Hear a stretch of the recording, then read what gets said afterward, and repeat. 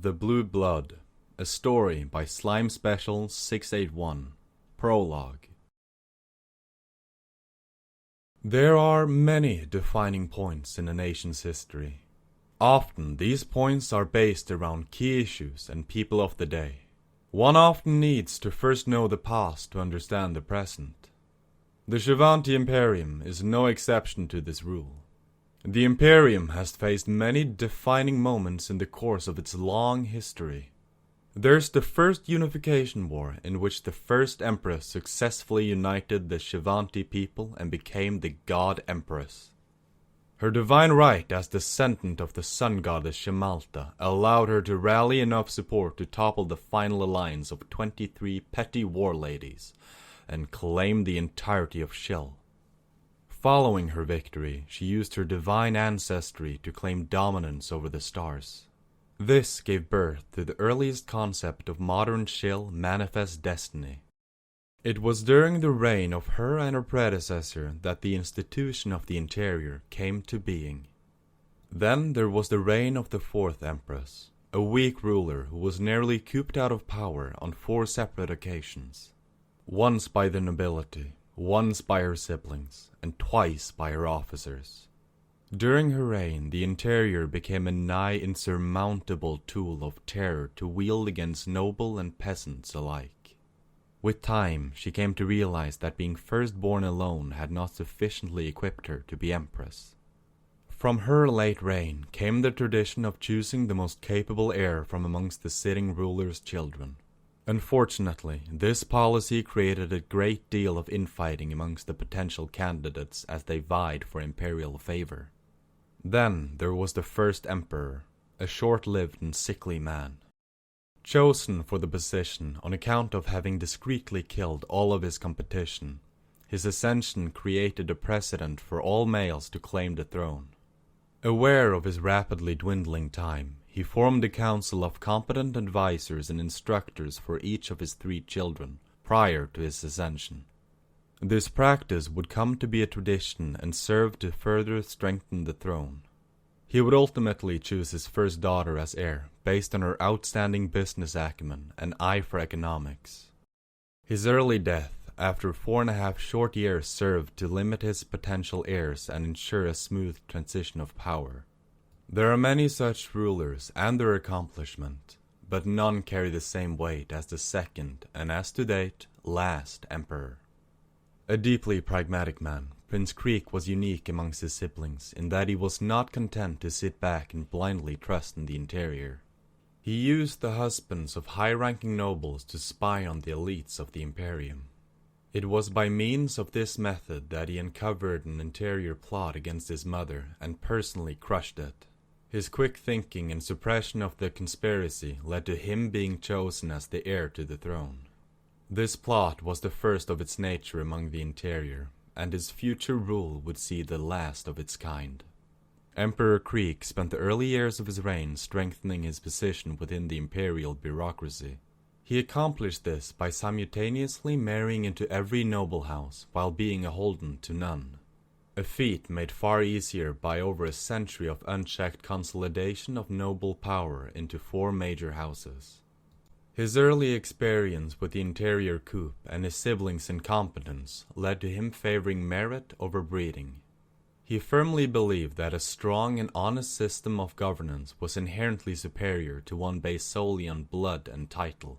As such, he gradually institutionalized a system of non-noble governance and army officials. Most notably, he started to set about phasing out the interior. To counterbalance the interior and ultimately replace its fear-inspiring role within the shadows, he elevated the insignificant and underfunded order of special forces. Creek filled this order with loyalists and zealots tasked with the hunting of enemies of the throne. This order, later to become known as the Death Heads, was and would solely be loyal to the throne.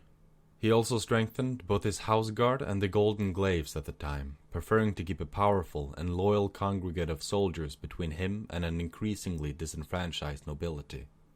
As with all the monarchs before him, he sought to secure his succession. Unlike those before him, he he had 23 claimants of age and 26 not yet of age when he did so. Also, unlike his predecessor, ever the pragmatist. Favoring practicality and stability far more than tradition, he announced his choosing long before he showed signs of sickness or advanced age.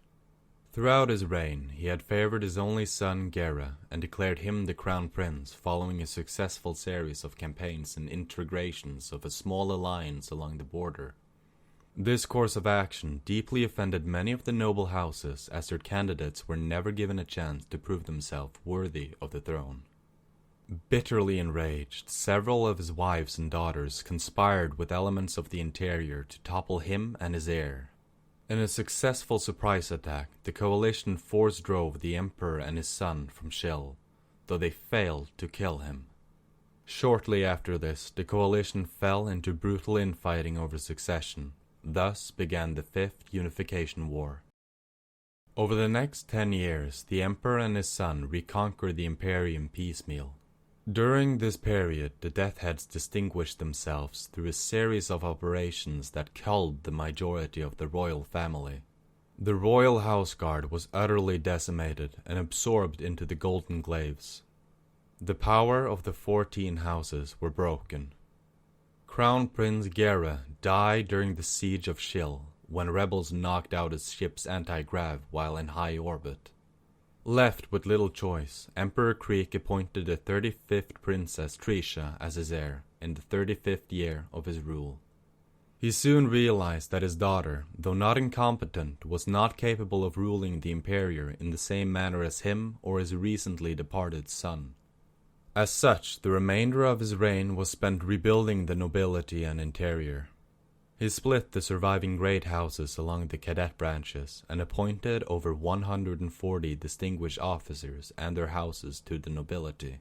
He also further opened up the interior to the children of distinguished governesses and high-ranking officials.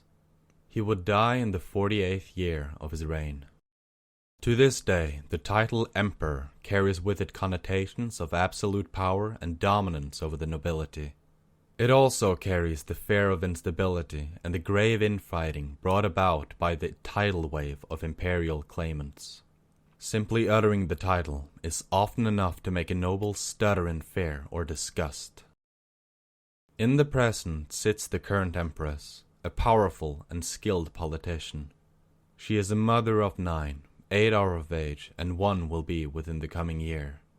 Her first daughter campaigns against the Roaches. Her second daughter makes final preparations for the upcoming campaign against Earth. Her second son prepares to leave the Golden Glaives and enter the Imperial running. And the Imperium gleefully prepares for the integration of the planet of the sexy space babes.